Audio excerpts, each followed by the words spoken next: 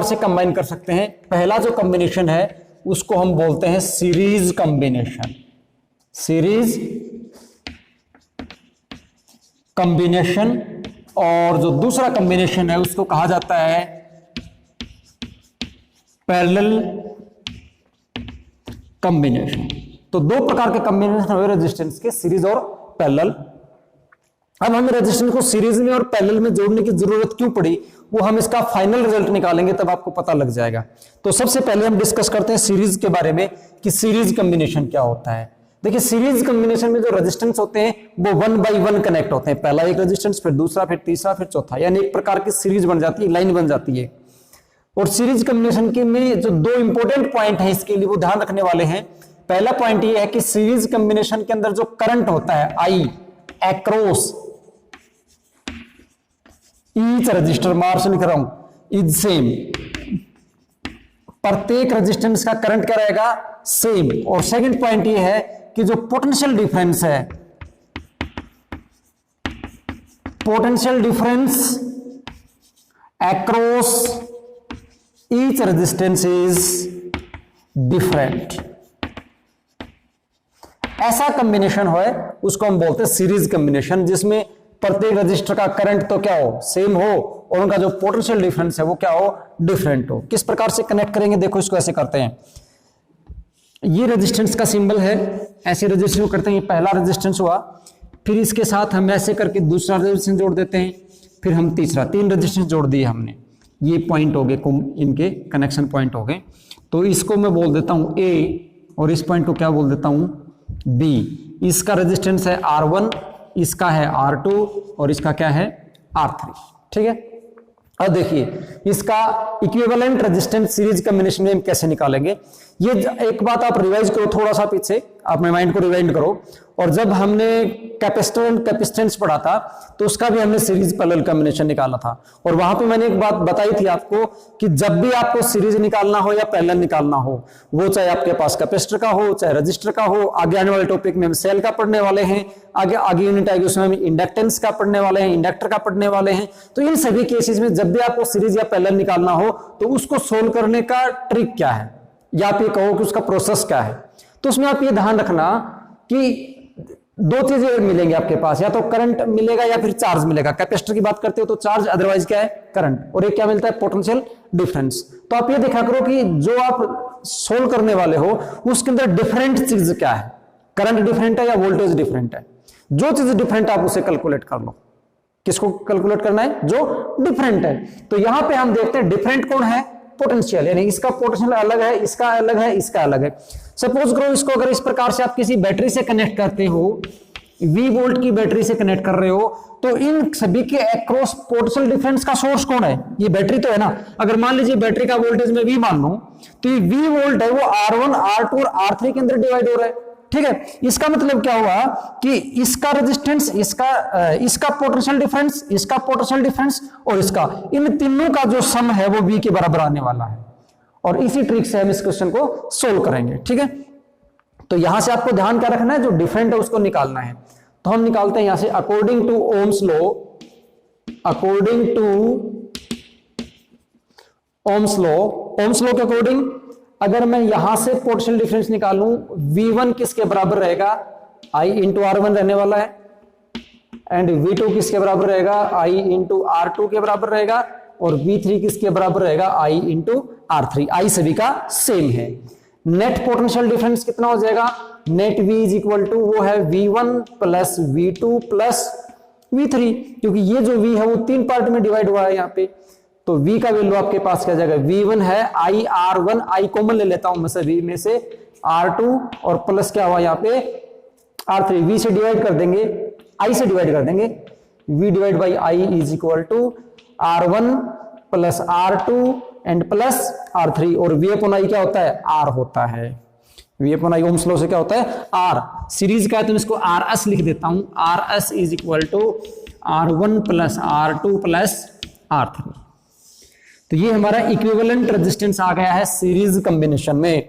और हम देखते हैं कि सीरीज कॉम्बिनेशन में रेजिस्टेंस इंक्रीज होता है, टोटल जो रेजिस्टेंस होगा वो इंडिविजुअल रेजिस्टेंस के सम के इक्विवेलेंट होता है। इसका मतलब सीरीज कॉम्बिनेशन के अंदर R की जो वैल्यू क्या होती है, इंक्रीज होती है, सभी का जो सम होगा वो आर के बराबर होने वाला है। ये तो बात रही सीरीज की। अब हम पैरेलल कॉम्बिनेशन के बारे में करते हैं कि पैरेलल कॉम्बिनेशन कैसे निकालेंगे। और पैरेलल कॉम्बिनेशन में देखो क्या होता है,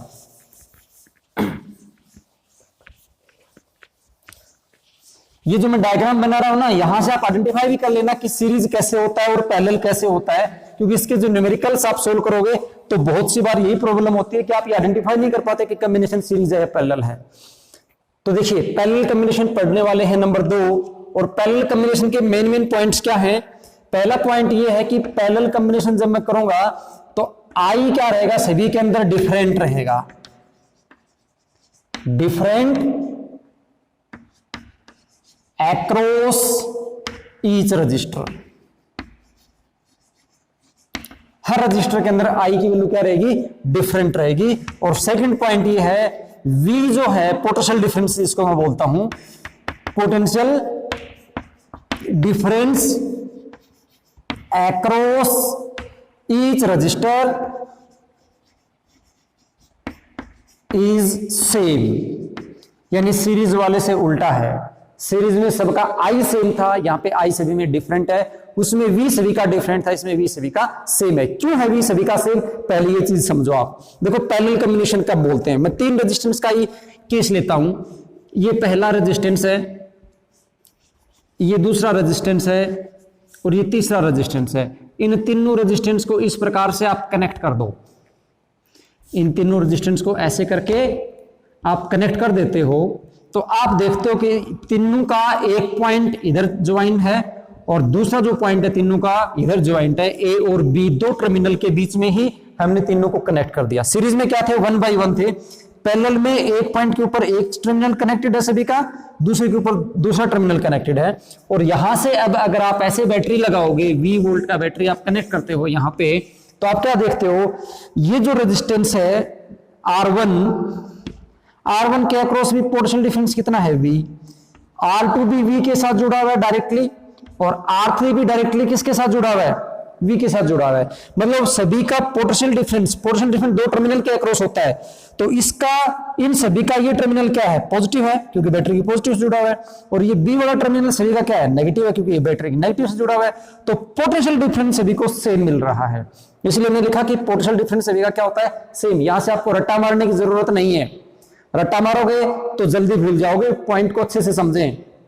क्या हुआ यहां से आप देखते हो कि V सेम क्यों, आपको अच्छे से समझ में आ गया। अब उसके अकॉर्डिंग लिख देंगे। अब आपको पता है V सेम है, R सभी का अलग है, तो ओम्स लॉ के अकॉर्डिंग I तो सभी का डिफरेंस होने वाला है ना, तो वो डिफरेंट होने वाला, तो हम उसी को कैलकुलेट कर लेते हैं। तो यहां से स्टार्ट करते हैं इसको। According to Ohm's law, according to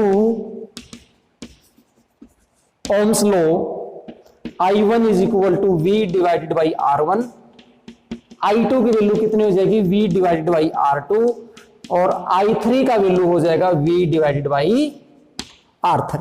net current निकालेंगे तो I किसके बराबर हो जाएगा, I आपके पास आने वाला है I1 plus I2 plus I3, and I is equal to I1 का वैल्यू है V, में कॉमन ले लेता हूं सभी में से, 1/R1 plus 1/R2 plus 1/R3। V को हम इधर ले आएंगे, I divided by V is equal to 1/R1 plus 1/R2 plus 1/R3।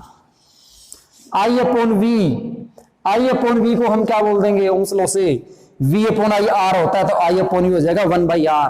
तो 1/R और R को मैं बोल देता हूं parallel RP is equal to हमारे पास बना 1/R1 plus 1/R2 plus 1/R3।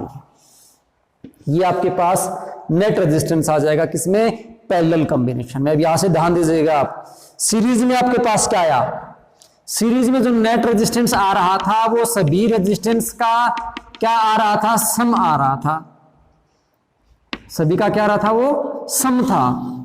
और यहां पे क्या आ रहा है, सभी रेजिस्टेंस का रेसिप्रोकल आ रहा है। इसका मतलब सीरीज कॉम्बिनेशन में रेजिस्टेंस इंक्रीज होता है, पैरेलल कॉम्बिनेशन में रेजिस्टेंस डिक्रीज होता है। जब भी हमें रेजिस्टेंस डिक्रीज करना हो, जब भी हमें रेजिस्टेंस डिक्रीज करना हो तो पैरेलल में कनेक्ट करोगे। इंक्रीज करना हो तो सीरीज में कनेक्ट करोगे। और पैरेलल में देखो क्या होता है, जो आपके पास लिस्ट रेजिस्टेंस है, मान लीजिए ये 3 रेजिस्टेंस थे, इनमें से जो सबसे छोटा रेजिस्टेंस है, आपका जो नेट रिजल्ट आएगा वो उससे भी छोटा आएगा। बात को समझो मैं क्या बोलना चाहता हूं, कि मान लीजिए मेरे पास जो 3 रेजिस्टेंस थे R1, R2, R3, इनकी वैल्यू मैं ऐसे कैलकुलेट कर लेता हूं या कंसीडर कर लेता हूं। R1 को माना मैंने 1 ओम, R2 को माना 2 ओम और R3 को मान लिया 3 ओम। अब यहां से हम ये कहना चाह रहे हैं कि जो सबसे छोटा रेजिस्टेंस कौन है, 1 ओम है। तो जो आरपी आएगा ना, आरपी मतलब जो पैरेलल का रेजिस्टेंस आने वाला है वो लेस देन होगा, इस 1 ओम से भी लेस देन होगा। यानी पैरेलल कॉम्बिनेशन में जब भी आप रेजिस्टेंस कनेक्ट करोगे तो आपके पास जो सबसे छोटा रेजिस्टेंस था, नेट रिजल्ट उससे भी छोटा आएगा। ठीक है, तो देखो कैसे, अभी आप निकाल के देख लो। आरपी का रिजल्ट क्या होता है, 1/RP is equal to 1/R1, यानी 1/1 प्लस 1/2 प्लस 1/3। एलसीएम लेंगे तो कितना आया, 6। या क्या आपके पास 6 plus 3 plus 2 that is equal to 5 और 6 कितना हो गया, 11 डिवाइड बाई 6। 1/RP आया 11/6। हमें तो आरपी चाहिए तो पूरे का इनवर्स ले लो। तो आरपी किसके बराबर हो जाएगा, आरपी इज इक्वल टू 6/11 हो जाएगा। 6/11 दैट इज इक्वल टू 6 को 11 से करो तो आ जाएगा 0 पॉइंट, पहले 5 पे जाएगा, 0 लगाएंगे तो 5 पे, फिर 5 बचेगा, फिर 5 पे एंड सो ऑन, ऐसे चलता चला जाएगा, 5 5 5 लास्ट तक जाता जाएगा। ठीक है, अब देखो हमारे पास सबसे छोटा रेजिस्टेंस 1 ओम था, लेकिन रिजल्ट कितना आया, 0.5। राउंड ऑफ करो, 0.6 लिख दो। तो हमारे पास नेट रिजल्ट जो आने वाला है पैरेलल कॉम्बिनेशन में, वो सबसे कम रेजिस्टेंस से भी कम आने वाला है, सबसे कम रेजिस्टेंस से भी कम आने वाला है। इस बात को आप ध्यान रखें। अब देखो उससे कुछ प्रॉब्लम सोल्व करते हैं कि हम इक्विवेलेंट रेजिस्टेंस कैसे कैलकुलेट करते हैं, सीरीज में कैसे और पैरेलल में कैसे, और प्रैक्टिकली हम किस प्रकार से आइडेंटिफाई करेंगे कि गिवन कॉम्बिनेशन हमारा सीरीज में है या पैरेलल में। मैं एक बहुत ही सिंपल सा एग्जांपल लेता हूं कि मान लीजिए आपके पास ऐसा मिल जाए, आपको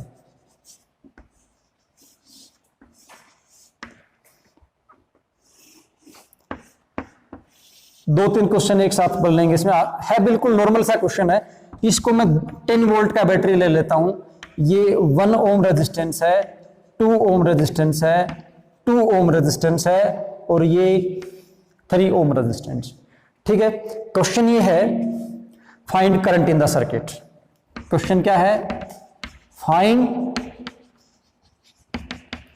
करंट इन द सर्किट। इस सर्किट में कितना करंट जाएगा वो आपको कैलकुलेट करना है। तो देखो क्या कैलकुलेट करना है आपको, करंट कैलकुलेट करना है। क्या गिवन है, वोल्टेज और रेजिस्टेंस। इसका मतलब ये तो डायरेक्ट ओम्स लॉ से होगा। V इज इक्वल टू क्या होता है, IR होता है, और I इज इक्वल टू जगह V divided by R। V आपको पता है 10 वोल्ट है, मतलब आपको ये जो कॉम्बिनेशन है इसका पहले नेट रेजिस्टेंस निकालना पड़ेगा। रेजिस्टेंस कैसे निकालते हैं, देखिए करंट यहां से जाएगा इधर, यहां से इधर, इधर। सपोज करो वो करंट I था, पूरे सर्किट में करंट यहां पे कितना रहेगा I, इधर मैं मान लेता हूं I1, ये कितना हो जाएगा I2, और इधर वापस करंट कितना आएगा I। यहां तक वो करंट था। इस पॉइंट के ऊपर आने के बाद पॉइंट A और ये पॉइंट कौन है B, A पे आने के बाद ये करंट 2 पार्ट में डिवाइड हो जाता है। किसी भी पॉइंट से, यहां से ध्यान दो, किसी भी पॉइंट से अगर करंट ऐसे 2 ब्रांचेस में शुरू हो गया तो वहां से सोच लो कि रेजिस्टेंस का पैरेलल कॉम्बिनेशन शुरू हो गया है। अगर वो एक स्ट्रेट लाइन में करंट चल रहा है, वो ऐसे ऐसे जा रहा है, ऐसे ऐसे रेजिस्टेंस हैं, कोई फर्क नहीं पड़ता, ऐसे हैं, ये हर एक पॉइंट का रेजिस्टेंस मान लो, इनको सबको रेजिस्टेंस मान लो, ऐसे जा रहा है, कोई फर्क नहीं पड़ता उसके अंदर कितने बैंड हैं, लेकिन चलो कंटिन्यूस रहा है। ठीक है ना। अगर हर इस एक पार्ट को, जैसे जिस चीज को मैंने डैश लगाया है, इन सभी को मैं रेजिस्टेंस मान लो, तो करंट यहां से ऐसे चल रहा है सभी के अंदर, तो बैंड आ रहे हैं, उससे कोई फर्क नहीं पड़ने वाला, उससे कोई फर्क नहीं पड़ने वाला, क्योंकि वहां से आप देख रहे हो रेजिस्टेंस कंटिन्यूस ऐसे चल रहा है। तो ये कॉम्बिनेशन कैसा है, सीरीज कॉम्बिनेशन है।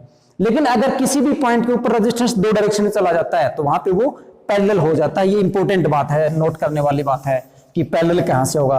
तो यहां से आप देखते हो इस पॉइंट के ऊपर आने के बाद, इस पॉइंट पर आने के बाद करंट दो पार्ट में डिवाइड होता है इधर इधर, तो मतलब ये रेजिस्टेंस में मान लेता हूं R1, इसको मैं क्या मान लूं R2, ठीक है।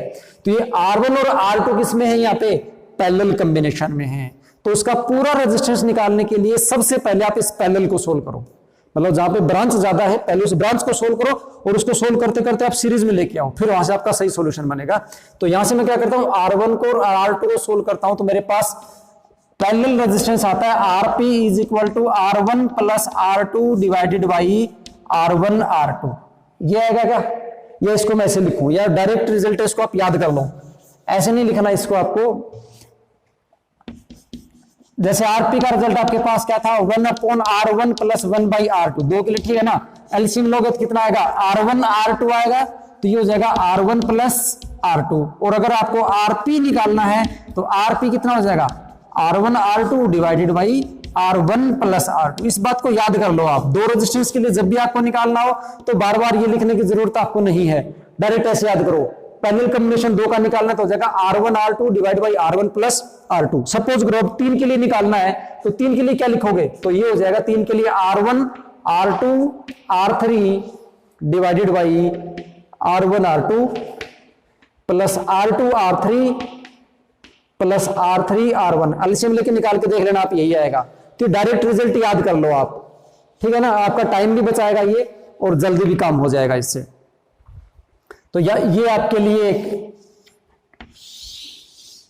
याद करने का काम था।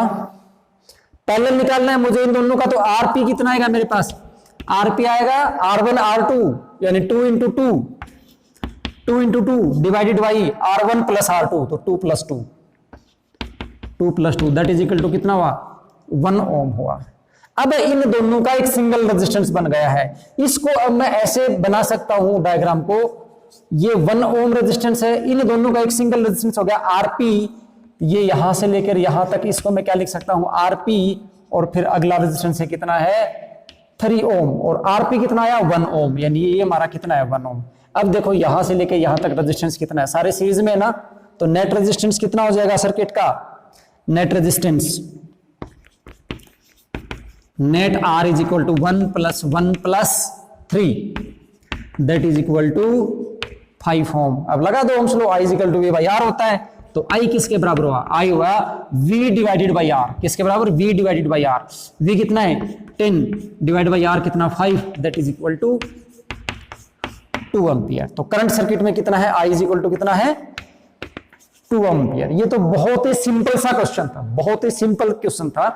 अब देखिए यहां से अगर आपसे इसी क्वेश्चन में पूछ लिया जाए find the potential difference across 3 ohm resistor, 3 ohm के अक्रॉस पोटेंशियल डिफरेंस बताओ, इस 2 ओम का पोटेंशियल डिफरेंस बताओ, इसका पोटेंशियल डिफरेंस बताओ, इसका, सभी का अलग अलग पोटेंशियल डिफरेंस पूछ ले तो क्या करोगे, घबराने की बात नहीं है, फार्मूला वही लगाना है। पोटेंशियल डिफरेंस का फार्मूला एक ही है, V is equal to I are.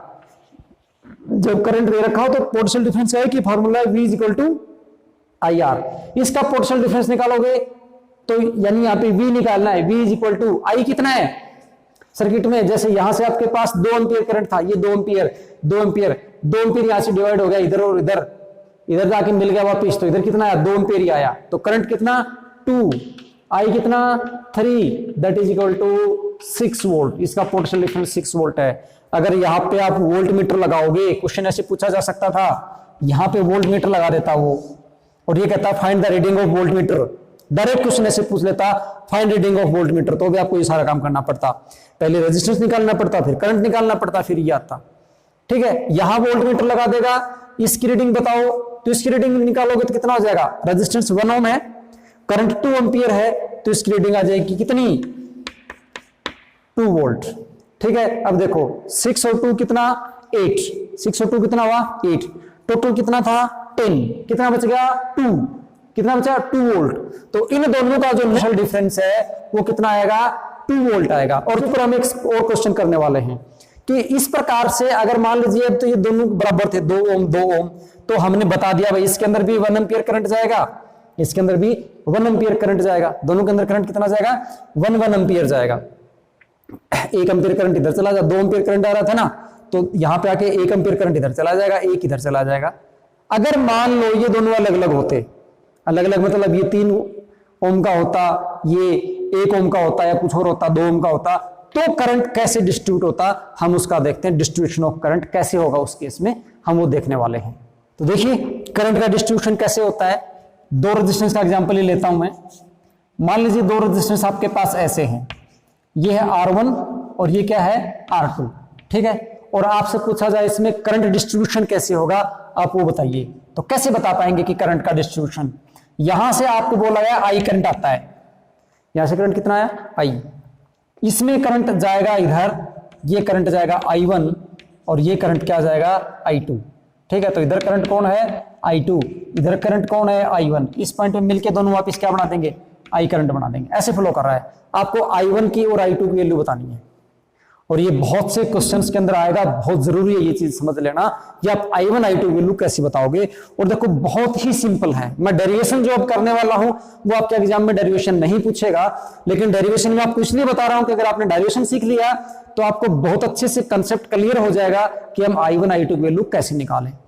तो देखिए यहां I1 करंट जाएगा तो इसके अक्रॉस कोई ना कोई पोटेंशियल डिफरेंस होगा, यहां से जाएगा तो इसके अक्रॉस भी कोई पोटेंशियल डिफरेंस होगा, और क्योंकि ये दोनों के दोनों 2 पॉइंट के बीच में कनेक्टेड हैं तो इसका पोटेंशियल डिफरेंस और इसका पोटेंशियल डिफरेंस सेम होगा, क्योंकि दोनों के दोनों किसमें पैरेलल कॉम्बिनेशन में। अभी हमने पढ़ा कि पैरेलल कॉम्बिनेशन का पोटेंशियल डिफरेंस हमेशा सेम होता है। तो देखो कैसे करेंगे इसको, अकॉर्डिंग टू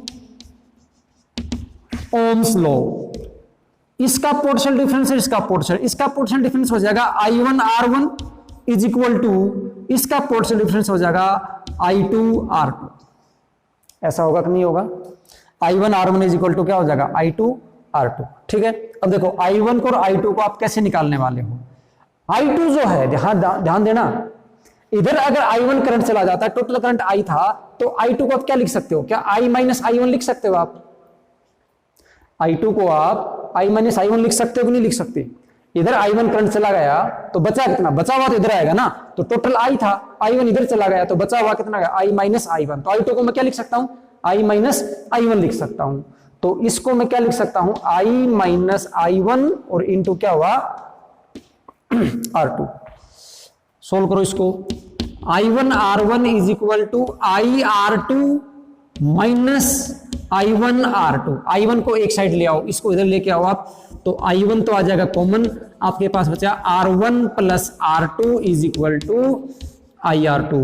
और यहां से देखोगे I1 की वैल्यू आपके पास बचेगी IR2 divided by R1 plus R2। इतना करंट है I1 करंट इतना है। I2 करंट क्या करोगे, टोटल I में से I1 को घटा दो, टोटल I में से क्या कर दो I1 को घटा दो तो I2 की वैल्यू आ जाएगी, और वो अगर आप करोगे तो I2 की वैल्यू जो आपके पास आने वाली है वो वैल्यू आएगी IR1 divided by R1 plus R2। पहले तो इस फॉर्मूले को आप ध्यान से देख लो, फिर इसको याद करने का तरीका बताता हूं आपको मैं। डेरिवेशन करके ऐसे आप फॉर्मूला ड्राइव कर लिया आपने, डायरेक्ट याद करना है। अब याद करने की भी कोई ट्रिक होगी तभी याद कर पाओगे ना। अब देखो याद करने की ट्रिक क्या है, 2 रेजिस्टेंस है, आपको इसका करंट निकालना है। किसका करंट निकालना है, R1 का करंट निकालना है। तो आप क्या करो, R1 को छोड़ दो न्यूमरेटर में, न्यूमरेटर में किसको छोड़ दें R1 को छोड़ दें, तो जगह I इंटू R2 क्या हो जाएगा I इंटू R2 और divide by R1 plus R2। I1 निकालना है तो I into R2 divide by R1 plus R2। देखो I1 निकालना है तो न्यूमरेटर में R2 है, I2 निकालना है तो न्यूमरेटर में कौन है R1 है। अब आप सोचोगे ये चलो ये तो 2 की बात होगी, अगर 3 होते तो हम क्या करते, मान लीजिए यहाँ पे एक रेजिस्टेंस और जोड़ रखा था ऐसे, तो यहाँ पे इसमें तो I3 करंट आता, तो क्या करते